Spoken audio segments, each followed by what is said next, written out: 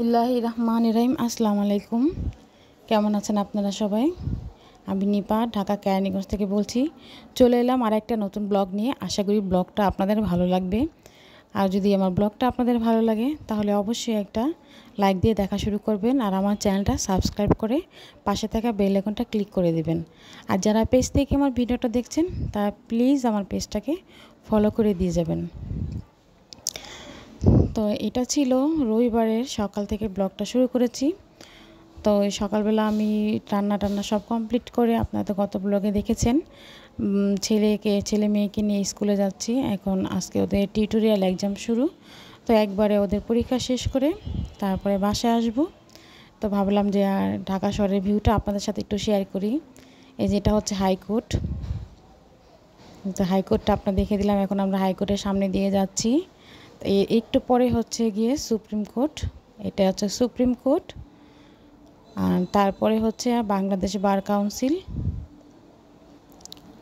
আর তার একটু পরে হচ্ছে গিয়ে রমনা পার্ক। তো আপনাদের সাথে একটু শেয়ার করলাম কেমন লাগছে।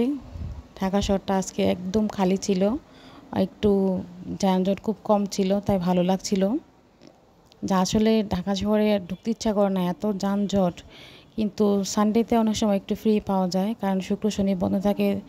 আর এই কারণে সানডেতে একটু ফ্রি পাওয়া যায়। আর মানডে বলেন, টিউসডে বলেন, ওয়েডনেসডে বলেন, এগুলিতে কিন্তু প্রচণ্ড পরিমাণে ভিড় থাকে। তো রাত্রে আমি একটু এখন রান্না বান্না করছি। স্কুল থেকে এসে ক্লান্ত হয়ে পড়েছিলাম। দুপুরে খাওয়া দাওয়া করে রেস্ট নিয়েছি আর ভিডিওটা করে নিয়ে তো সন্ধ্যা থেকে আবার ভিডিওটা শুরু করলাম। এখন এই যে একটু শুটকি মাছ রান্না করব, মূলা দিয়ে একটু শুটকি রান্না করব। তো যারা শুটকি প্রেমী আছেন তারা এইভাবে একবার ট্রাই করে দেখবেন, এই রেসিপিটা দুর্দান্ত স্বাদ হয়।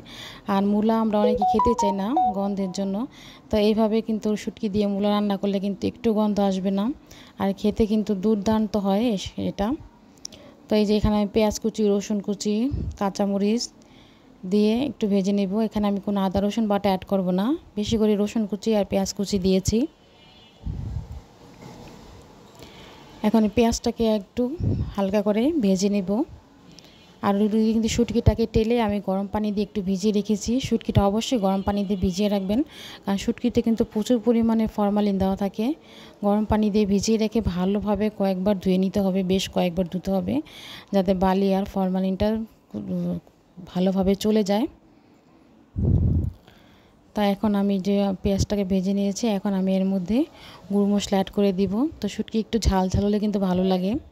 বেশ কিছু কাঁচামরিচ দিয়েছি আমি, আর এখানে এখন দিয়ে দিয়েছি লাল মরিচের গুঁড়া, হলুদের গুঁড়া, আর হচ্ছে ধনে গুঁড়া। আর শুটকিতে কিন্তু আমরা কখনো জিরা অ্যাড করি না।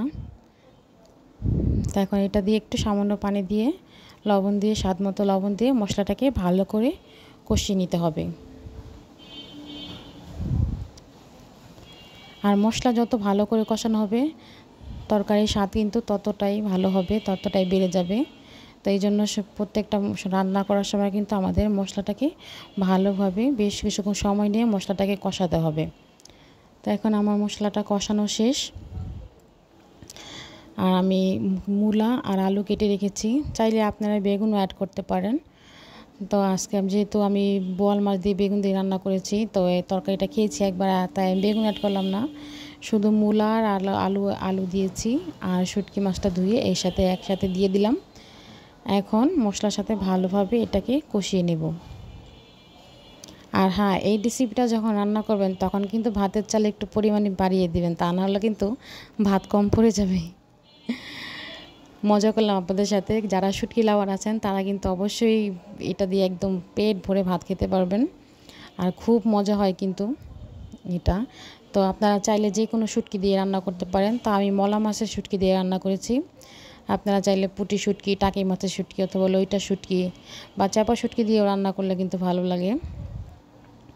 তো এখন আমি এটাকে একটু কষিয়ে নিব ভালোভাবে, যাতে মশলাগুলো সব তরকারির মধ্যে ঢুকে যায়। আর আমি কিন্তু খেয়ে ভয়েসটা দিচ্ছি, তরকারিটা কিন্তু দারুণ হয়েছে। আমার হাজব্যান্ড কিন্তু শুটকি বেশি একটা পছন্দ করে না, কিন্তু আজকে দেখলাম সেও খেয়েছে, বললো যে ভালোই তো লাগে। তো মূলা কিন্তু সচরাচর আমরা খেতে চাই না, তো এইভাবে কিন্তু মূলা রান্না করে দেখতে পারেন। শুটকি দিয়ে দারুণ টেস্ট হয়।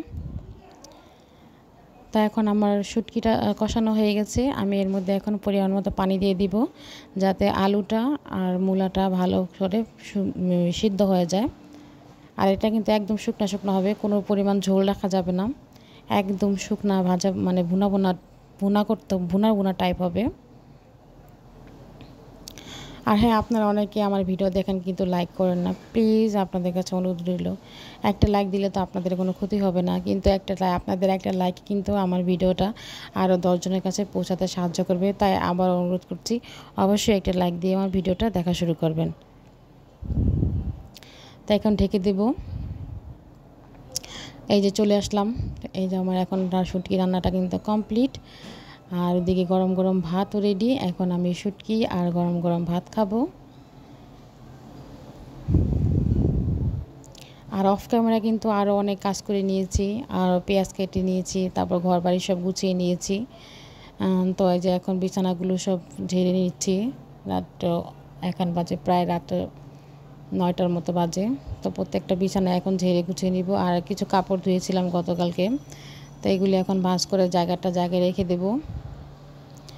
আসলে রান্নার ফাঁকে ফাঁকে কিন্তু আমি অনেক কাজ করি, যখন রান্নাও হতে থাকে আবার দিয়ে কাজ হতে থাকে। ওদিকে কিন্তু শুটকি রান্নাটা কমপ্লিট করে আমি রেখে এসেছি, আবার ওদিকে আমি চুলায় ডিম বসিয়ে দিয়ে এসেছি। তো আজকে একটু গতকালকের জন্য গতকাল না, আগামীকালের জন্য একটু ডিম ভুনা করে রাখবো, আর একটু পেঁপে ভাজি করে রাখবো, যাতে সকালে উঠে আর রান্নাটা না করতে হয়। আসলে সকালবেলা উঠলে রান্না করতে খুব ক্লান্ত লাগে, ভালো লাগে না। তাই রাত্রে অনেক সময় কিন্তু এভাবে কাজগুলো গুছিয়ে রাখলে কিন্তু পরের দিনে কাজগুলো অনেক সহজ হয়ে যায়।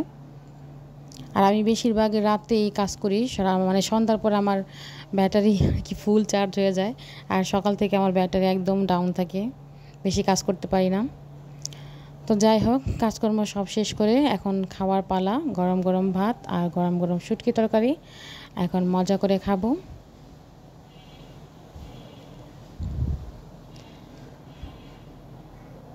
চাইলে আপনারা এই রেসিপি, যারা শুটকি লাভার আছেন তারা কিন্তু এই রেসিপিটা ট্রাই করতে পারেন। বিশ্বাস করুন, অনেক মজা হয়, অনেক মজা হয়। তারপরে হচ্ছে খাওয়া দাওয়া শেষ করে আমি হচ্ছে ভিডিও এডিট করব, তারপর নামাজ পড়ব, বাচ্চাদেরকে বেডে দিয়ে দেব। আর সবার খাওয়া কিন্তু এখন শেষ হয়ে গেছে, এখন আমি খেয়ে নিচ্ছি লাস্ট। খাওয়া দাওয়া করে সব কিছু গুছিয়ে টেবিল সব গুছিয়ে লাইটটা সব নিভিয়ে তারপরে বেডে গিয়ে ভিডিওটা এডিট করব, ভয়েস দিব, তারপরে ভিডিওটা পোস্ট করে শিডিউল টাইম দিয়ে তারপরে ঘুমিয়ে পড়ব।